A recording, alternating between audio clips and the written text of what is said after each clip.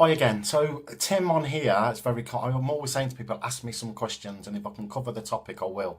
And Tim came on and he asked me about voices. Different types of voices that people hear, and it was a really interesting question. It's opened up so much for me, Tim.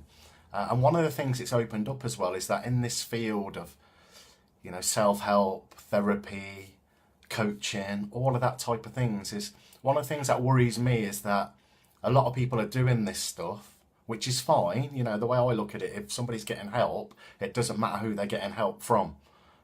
Even if I might not work that way, I might not always agree with how some people work, but if they're getting help, it doesn't really matter where they get that help from. That's how I look at it. But I also think we've got to be mindful. If you're in this field, you've got to be mindful, that you're going to come across people with mental health problems that maybe you can't help, that actually sometimes you could actually make worse. That's why training as a therapist, it's a minimum of 3 years. You have to do, I had to do anyway, 30 hours of my own therapy, going to see somebody, 100 hours on placements, being supervised. And there's a lot to it, and there's a lot of regulations that you have to work to as well. And for me, it's really important to be able to signpost people. If I get somebody who's got a severe, even somebody suffering from depression, how many times, Brian did a great interview on here, a guy suffering from depression. I wonder how many times people have told him, it's just your thoughts, pull yourself together. And sometimes when people, for me, there's a tipping point, and people go past the point where it's the motivational stuff is not going to help anymore. They need more serious help. And that's why for me it's really important that I know when to signpost people. When I'm working with people, one of the first things I do is get their doctor's information. So, for example, if they're suicidal, I can contact their doctor with their permission and just say, I've got one of your patients here who I believe is suicidal. So, or get them help, psychiatrist or something like that. So, that's the first thing that Tim's question triggered for me. If you're working in this field, we've got a duty of care to people. You need to think about this, because if you do it long enough, you will come across people with severe mental health problems. Sometimes you might be able to help them a little bit, sometimes you won't be able to help them, and you've got to be able to signpost them. But I'm not saying that just because people hear voices that they've got mental health problems.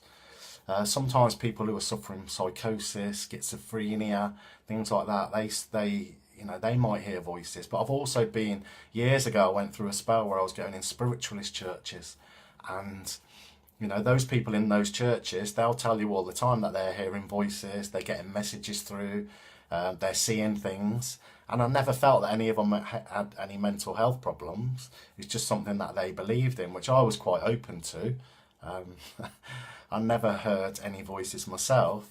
On a personal level, the internal dialogue that,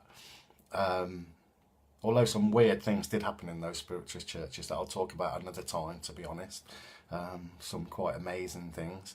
But my own sort of, I'm very aware of my own internal dialogue, and I'm probably one of the clearest times that it really hit home for me was when, going back quite a few years now, I was joining the fire service. It was a really long process, a 2-year process.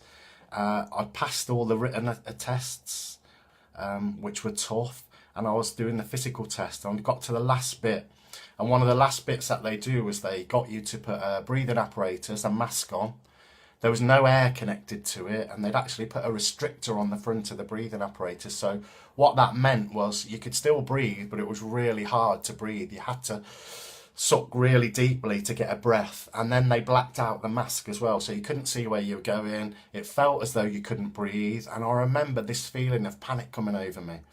And part of the idea of the test was we had to do a lot of physical exercises in these masks as well, which was really tough. But I remember they said at the beginning, if you take the mask off for any reason, you've failed.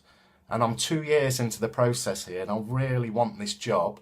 And I remember them putting the mask on me, pulling it really tight, blacking it out. And I remember the internal dialogue at that time. I've written about this in my book, Fighter, Rescue, a Healer. But the internal dialogue all of a sudden was, I can't breathe. I'm going to die. I can't breathe. I can't breathe. And I felt my hands coming up to rip the mask off. But I knew that if I'd have ripped the mask off, I'd failed the test, and that was 2 years gone, 2 years down the drain.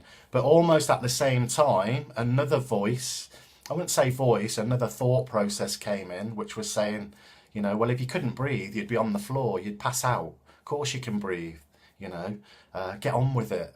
There's nothing wrong with you. Of course you can breathe. And the other voice was going at the same time, I can't breathe, I can't breathe, I can't breathe. I'm going to fail, I'm going to panic, rip it off. So that was a real one of the clearest times I've ever been aware of my internal dialogue, and almost in conflict. One part of it going, you can't do this, you can't breathe, you're going to pass out, you're going to die, you're going to fail. Another part of me going, of course you're not going to die. If you couldn't breathe, you'd be on the floor, you'd be passed out, they'd be ripping the mask off you anyway, because you'd be unconscious. Get on with it. And that was a really clear example for me of my own inner dialogue. It's some of the stuff that I like to work on with people. The bit telling me that I couldn't breathe was the worrier bit of me, the scared bit. The warrior bit of me was saying to me, look, get on with it. Of course you can breathe. Don't be silly. Don't be stupid. Just get on with it. So, I guess what I'm saying here is, just because you hear voices as well, or you've got this internal dialogue going on, it doesn't mean that there's anything wrong with you. It's just you processing. For me, that was just me processing my thought patterns, and that's how they came out for me. And in different parts of the world as well, when people hear voices, they're seen as, spiritual people to be admired. So, just because you do hear voices, or just because you do see things, it doesn't mean that you've got a mental health problem. But I would say, for people that are working in this field, coaching, counselling, self-help, you do need to be mindful of some people with severe sort of mental health problems, and be able to signpost them in the right direction. Like I said, that is something that slightly worries me about this field. I hope that helps, Tim. I hope that makes sense. Sometimes it is just about sitting and listening to your thoughts, and having that inner dialogue, being aware of your inner dialogue. Because if your inner dialogue is negative, like we said before, you're going to feel negative. If your inner dialogue is positive, then obviously you're going to feel positive, because we've said thoughts lead to feelings, and feelings lead to behaviour. So again, a big part is controlling those first thoughts and being aware of what you're saying to yourself all the time. If you're putting yourself down all the time, then it's obvious how you're going to feel.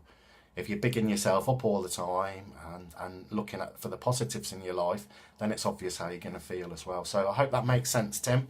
And like I say, if anybody's got any questions, just fire them away, and I'll do my best to answer them. And if you want to get back to me on that as well, Tim, if it hasn't answered it, just let me know. Okay, enjoy the rest of your day. Thank you.